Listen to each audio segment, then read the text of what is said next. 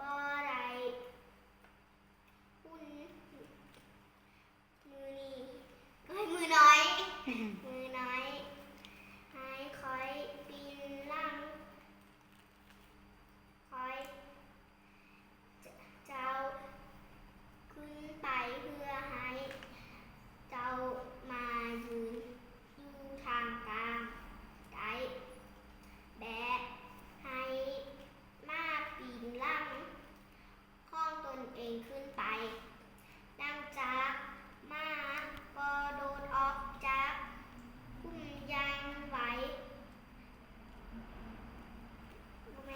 ยางวางไหวและนี่เท้าแบะ